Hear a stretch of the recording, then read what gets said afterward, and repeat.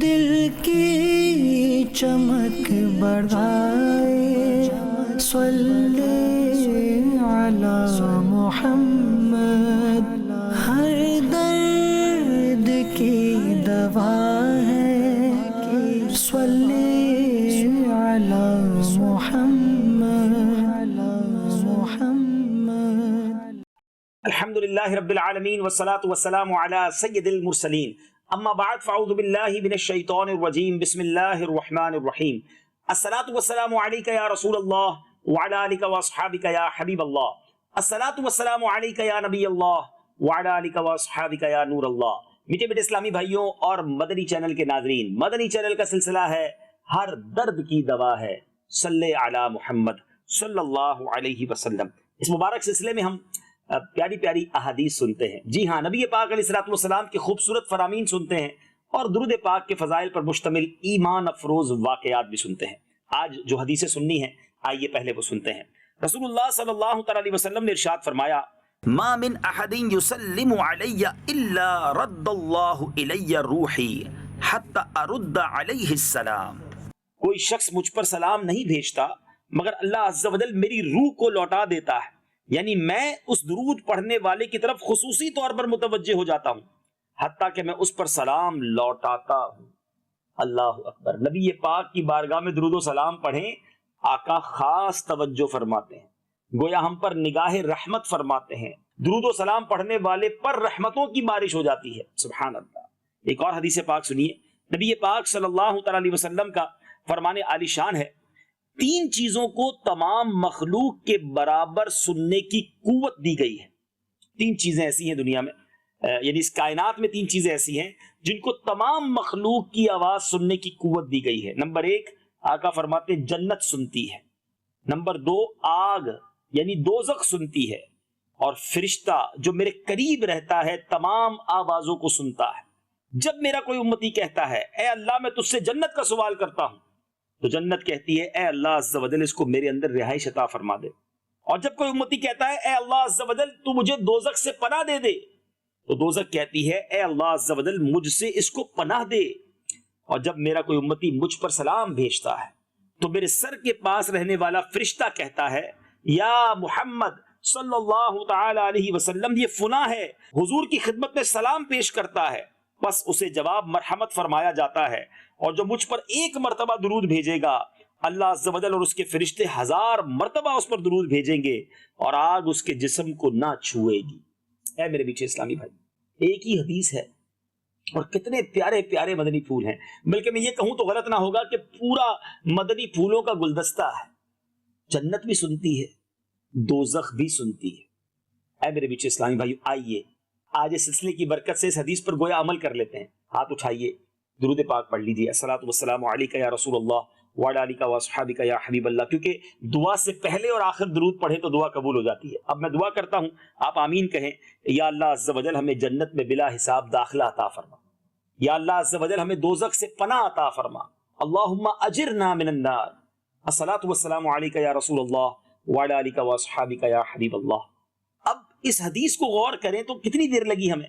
درود پڑھنے والے کی قسمت کھل جاتی ہے، فرشتہ اس کا نام بارگاہ رسالت میں پیش کرتا ہے، جنت کی طلب کرنے والے کو اللہ جنت میں داخل کرے گا کیونکہ جنت کہتی ہے اللہ اس کو مجھ میں داخل کر دے۔ دوزخ سے پناہ مانگنے والے کے بارے میں دوزخ اللہ سے عرض کرتی ہے مولا اس کو دوزخ سے پناہ دے دے۔ کتنا آسان ہے رب کی رحمت حاصل کرنا، کتنا آسان ہے ان رحمتوں کو لوٹنا، مگر فضول باتوں سے وقت ملے تب نہ۔ سوشل میڈیا اور دیگر فضول کاموں میں جو ہم اپنا ساری رات وقت ضائع کر رہے ہیں، نہ کریں ایسا۔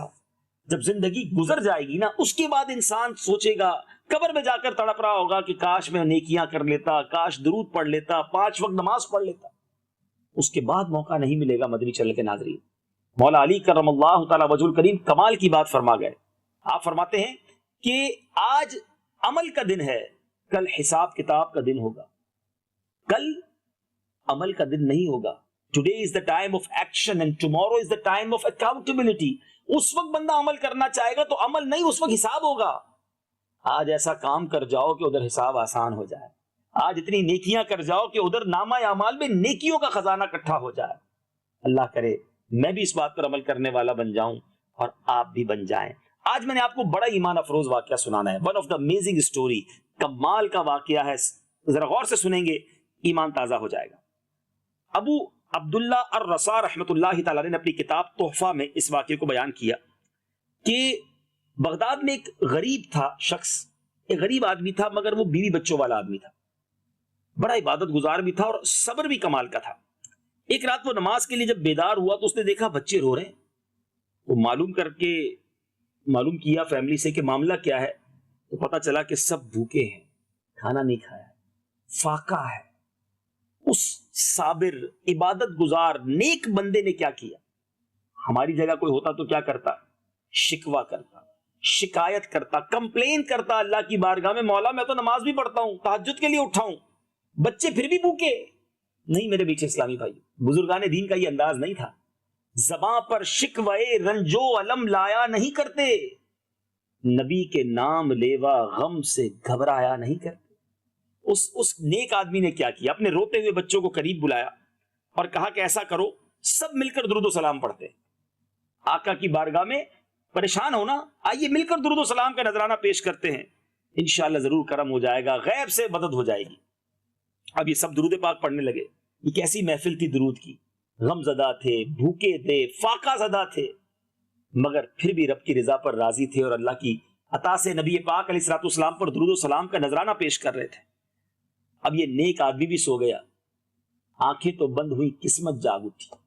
سرور کائنات صلی اللہ تعالی علیہ وسلم خواب میں تشریف لائے, فرمایا فلاں مجوسی غیر مسلم کے گھر جانا, اسے سلام کہنا اور پیغام دینا کہ تیری دعا قبول ہو گئی ہے, اور اس سے کہنا کہ محمد صلی اللہ تعالی علیہ وسلم کا تیرے نام یہ فرمان ہے کہ جو کچھ اللہ عز و جل نے تجھے عطا فرمایا اس میں سے میری مدد کر. یہ شخص جب اٹھا بیدار ہوا بڑا خوش, ظاہر ہے عاشق رسول کی تو عید ہو گئی نا, نبی پاک کی جو دید ہو گئی, مگر پھر سوچنے لگا کہ پیارے آقا مجھے کسی غیر مسلم کے پاس بھیجیں گے, یہ کیسے ہو سکتا ہے؟ اپنا سلام بھی بھیج رہے ہیں, حالانکہ وہ شخص تو غیر مسلم ہے, مجوسی ہے, آگ کی پوجا کرنے والا ہے, کنفیوز, ڈبل مائنڈڈ. اب کروں تو کیا کروں؟ دوبارہ سو گیا, دوبارہ سویا, نبی پاک علیہ الصلوۃ والسلام کی پھر زیارت ہوئی, آقا علیہ الصلوۃ والسلام نے دوبارہ وہ پیغام دیا. اب جب صبح ہوئی تو نماز فجر ادا کی اور اب اس آتش پرست مجوسی کا وہ گھر تلاش کرنے لگا. مجوسی تو پورے شہر میں بڑا دولت مند تھا, بڑا مشہور تھا, جس سے پوچھا اس نے ایڈریس بتا دیا. اب وہ اس مجوسی کے پاس گیا, اب دیکھا تو بہت سارے نوکر چاکر تھے اس کے آس پاس. اس نے اس سیٹ سے, اس مجوسی سے کہا کہ مجھے تمہارے سے بات کرنی ہے, میں تم سے بات کرنا چاہتا ہوں, ایک اہم پیغام لایا ہوں. اب اس نے ذرا تخلیہ کیا, اکیلے میں لے گیا, کہا بتاؤ کیا بات کرنی ہے. اس نے کہا ہمارے نبی علیہ الصلوۃ والسلام نے تمہیں سلام ارشاد فرمایا. مجوسی کہتا ہے کہ میں تو تمہارے نبی کو نہیں جانتا اور نہ میں مسلمان ہوں, میں تو ان کے پیغام کا بھی منکر ہوں. تو انہوں نے کہا کہ وہ جو عاشق رسول تھا کہتا دیکھیں مجھے نبی پاک خواب میں تشریف لائے, 2 بار تمہارا نام لیا اور کہا جا کر میرا سلام دینا, اور انہوں نے ایک اور بات بھی کہی کہ تم نے جو دعا مانگی ہے نا, وہ دعا تمہارے لیے جو مانگی گئی ہے وہ قبول ہو گئی ہے. اچھا, اور آقا نے یہ بھی فرمایا کہ میری مدد کرو, میں پریشان ہوں. اب مجوسی کہتے اچھا اندر آؤ, اندر لے کر گیا اپنے کمرے میں, اور جیسے ہی اس مجوسی کے ساتھ یہ اس مکان کی چھت پر پہنچا, اس مجوسی نے, اس غیر مسلم نے کہا اپنا ہاتھ آگے بڑھاؤ. وہ بزرگ, وہ نیک آدمی نے اپنا ہاتھ آگے بڑھایا, مجوسی نے اس کا ہاتھ پکڑا اور کلمہ پڑھ کر مسلمان ہو گیا. اشہد ان لا الہ الا اللہ اشہد ان محمدن عبدہ ورسولہ پڑھا اور مسلمان ہو گیا. اب بڑا اچھا مسلمان ہوا. اپنے ساتھیوں کو بلا کر کہتا ہے تمہیں معلوم ہونا چاہیے کہ میں اب پہلے گمراہ تھا, اب میں نے اللہ اور اس کے رسول پر میں ایمان لے آیا ہوں, تو تم میں سے جو ایمان لائے گا اس کے پاس جو کچھ میرا ہے وہ حلال ہے, اور جو رہ گیا وہ میرا مال دے دے. اب میری جو ایمان نہیں لائے گا وہ میرا مال واپس کرے, میرا اس سے تعلق ختم. اب نوکر تاجر بہت سارے اس سے کام کاج کرنے والے تھے, کہو آپ ایمان لائے ہم بھی ایمان لاتے ہیں, بہت بڑی تعداد مسلمان ہو گئی. اچھا یاد رہے مدنی چل کے ناظرین کے مجوسیوں میں ایک طریقہ ہوتا ہے کہ وہ بھائی بہنوں کی شادیاں بھی کرواتے ہیں, یہ ایک عجیب ان کی ریت ہے. تو اس مجوسی نے کچھ دنوں پہلے ہی اپنے بیٹی اور بیٹے کی شادی کروائی تھی. اس نے اپنے بیٹے کو بلایا, کہا بیٹا دیکھو میں نے کلمہ پڑھ لیا ہے, میں مسلمان ہو گیا ہوں, اگر تم مسلمان ہوتے ہو تو میرے بیٹے ہو, میرے ساتھ رہو, ورنہ تمہارا میرا تعلق ختم. وہ کہتا ہے ابا جان میں آپ کا بیٹا, آپ نے ایمان قبول کیا, میں بھی کلمہ پڑھ کے مسلمان ہوتا ہوں. بیٹا بھی مسلمان ہو گیا. اس نے بیٹی کو بلایا, بیٹی بھی مسلمان ہو گئی. اب بھائی بہن کی شادی ہو چکی تھی، چونکہ وہ مسلمان نہیں تھے، دونوں نے کہا کہ آج سے ہمارا تعلق بھی ختم، بالکل ہم نے چھوڑ دیا. اب یہ جو درود پڑھنے والا نیک شخص تھا، یہ حیران کہ ہو کیا رہا ہے، اس کو تو کچھ سمجھ نہیں آ رہا کہ ایک کے بعد ایک کلمہ پڑھ کے لوگ مسلمان ہو رہے ہیں. ماجرا کیا ہے، واقعہ کیا ہے، راز کیا ہے؟ کہ بھائی پہلے یہ تو بتائیے کہ یہ ماجرا کیا ہے، کیا ہو رہا ہے یہ سب. تو اس شخص نے کیا کہا، وہ کہتا ہے کہ مسئلہ یہ ہے کہ کچھ دنوں پہلے میرے بیٹے اور بیٹی کی جب میں نے شادی کی تھی تو ہم نے بڑا کھانا پکایا، پورے شہر کو بلایا، طرح طرح کے ڈشز بنائے، لیکن ہمارے پڑوس میں ایک بیوہ عورت رہتی ہے. میں ساری رات کھانا وانا کھلا کے جب اکیلا کمرے میں جا کر لیٹا تو مجھے برابر اپنے گھر کے برابر میں چھوٹے سے گھر سے سسکیوں کی رونے کی آواز آنے لگی. تو پڑوس کی بیوہ عورت سے اس کی بچیاں کہہ رہی تھی کہ ہم حسین بن علی کی اولاد میں سے ہیں، اور کہنے لگی کہ اماں جان، اس مجوسی نے گزشتہ رات کھانا کیا، اتنا بڑا کھانا بنایا، ہم سب کے دلوں میں کھانے کی خواہش پیدا کر دی، لیکن ہمیں کچھ بھی نہیں دیا. ہم فقر و فاقہ کا شکار ہیں، ساری رات بھوکے ہیں، کئی دنوں سے بھوکے ہیں. اللہ عز و جل اس کو ہماری طرف سے بہتر جزا نہ دے. اب وہ جو مجوسی تھا، جو پہلے مجوسی تھا، اب تو مسلمان ہو گیا، نو مسلم تھا، کہتا ہے میرا دل پھٹنے لگا کہ میرے برابر میں مسلمانوں کے نبی کی اولاد رہتی ہے اور وہ غمزدہ ہیں، کھانا نہیں کھایا، میں نے ان کو پوچھا بھی نہیں. کہتا میں نے فوراً گھر سے سارا سامان لیا، کھانے کا سامان لیا اور کپڑے وغیرہ لیے. میں نے معلوم کیا کہ تعداد کتنی ہے تو پتا چلا 3 بیٹیاں اور ان کی ماں ہے. میں نے 4 سوٹ لیے، بہت ساری ضرورت کی چیزیں لی اور ان کے گھر چلا گیا. میرا بھیجا ہوا سامان بھی بھیجا اور خود بھی گیا. وہ بڑی خوش ہوئی. اب بچیاں امی سے کہتی امی جان ہم کیسے کھائیں، یہ تو مجوسی کا کھانا ہے. ماں نے کہا اللہ کے رزق سے کھاؤ، یہ روزی اللہ نے تمہاری طرف بھیجی ہے. وہ یہی کہے جا رہی تھی مگر بچیاں کہتی ہیں ماں ہم نہیں کھائیں گے کیونکہ وہ شخص مجوسی ہے، یہاں تک کہ اللہ اس شخص کو اسلام کی ہدایت دے اور ہمارے آقا علیہ الصلوۃ والسلام کی شفاعت سے اسے جنت میں داخلہ عطا فرمائے. اب وہ اللہ سے دعا مانگ رہی ہیں اور ان کی ماں آمین کہہ رہی ہے. یہ وہ دعا تھی اے میرے بھائی جو تم کہہ رہے ہو نا کہ نبی پاک نے فرمایا کہ میرے لیے دعا قبول ہو گئی ہے. میں دعا سن کے آیا ہوں کہ ان سید زادیوں نے ہاتھ اٹھا کر میرے اسلام کی، میری شفاعت کی، میری جنت میں داخلے کی دعائیں کی ہیں. اللہ اکبر. اب میں تمہارے ساتھ پورا تعاون کروں گا، تم پریشان ہو نا. دیکھو میں نے آدھی جائیداد تو اپنے بیٹی اور بیٹے کے نام کر دی تھی، میں بہت مالدار ہوں، آدھی جائیداد میرے پاس تھی، اب میں یہ آدھی جائیداد تمہیں دیتا ہوں، جاؤ اپنے اہل و عیال کی مدد کرو. میرے میٹھے اسلامی بھائی یہ کیسا واقعہ ہے. اللہ اکبر. سعادت الدارین نامی کتاب میں یہ واقعہ تفصیل سے موجود ہے. یہ اللہ کے نبی علیہ الصلوۃ والسلام کی بارگاہ میں درود پڑھا جائے، کثرت سے درود پڑھا جائے، مشکل میں درود پڑھا جائے تو کیسے غیب کی مدد ہوتی ہے. فریاد امتی جو کرے حال زار میں، ممکن نہیں کہ خیر بشر کو خبر نہ ہو. یہاں بہت ساری اور باتیں بھی سیکھنے کو ملی کہ سید زادوں کی، غریب لوگوں کی مدد کرنے والے کو ایمان کی دولت مل گئی، نبی پاک کی طرف سے گویا پیغام ملا.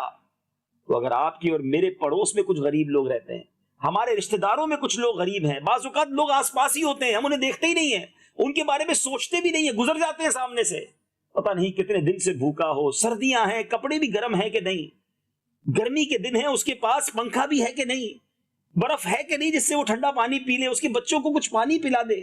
ہم جب چاہیں ٹھنڈا پانی پیئیں، ہم جب چاہیں گرم پانی سے وضو کریں، واش روم میں جائیں تو ہمارے گرم پانی ہو، سردیوں میں گھر جائیں تو کمبل ریڈی ہو. کبھی سوچا کہ کئی ایسے مسلمان بھی ہوں گے جن کے پاس پہننے کے لیے موزے بھی نہیں ہوں گے، ساکس نہیں ہوتے، پھٹ جاتے ہیں ساکس، غریب آدمی نہیں خرید سکتا.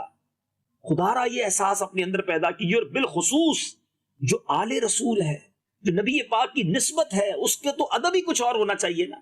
سیدی اعلیٰ حضرت سمجھاتے ہیں نا، تیری نسل پاک میں ہے بچہ بچہ نور کا، آقا تو ہے عین نور، تیرا سب گھرانہ نور کا. کاش یہ ذہن بن جائے، ہم دوسروں کے خیر خواہ بنے. پھر غیب سے مدد تو دیکھے نا کیسی آئی، پیارے آقا کا سلام بھی آیا، انشاءاللہ جو دعائیں قبول ہوئی ہیں اس میں جنت کی بشارت بھی تھی. اے کاش ہمیں یہ خیال آ جائے اور درود پاک کی کثرت کریں. پریشان ہیں، مصیبت میں ہیں، ضرور کرم ہوگا. آقا اپنے امتیوں کو، اپنے غلاموں کو تنہا نہیں چھوڑتے. آسیوں تھام لو دامن ان کا، وہ نہیں ہاتھ جھٹکنے والے. وہ ہاتھ جھٹکتے نہیں ہیں، وہ چھپا لیتے ہیں دامن میں. وہ تو ایسے کریم ہیں کہ جس کو کوئی منہ نہ لگائے وہ اسے سینے لگاتے ہیں. تم اس کے طرفدار ہو، تم اس کے مددگار جو تم کو نکم میں سے نکما نظر آئے. لگاتے ہو اس کو بھی سینے سے آقا جو ہوتا نہیں منہ لگانے کے قابل۔ اللہ کرے کہ درود پاک کی رٹ لگی رہے، درود پاک ہماری زبان پر جاری رہے اور آقا کا تذکرہ چلتا رہے اور اسی میں زندگی گزر جائے۔ دبے واپسی تک تیرے گیت گاؤں محمد ممجد پکارا کروں میں، اے کاش ایسی زندگانی نصیب ہو جائے۔ مدنی چینل دیکھتے رہیے، اگلے سلسلے میں کچھ اور احادیث اور پیارے واقعات لے کر حاضر ہوں گے۔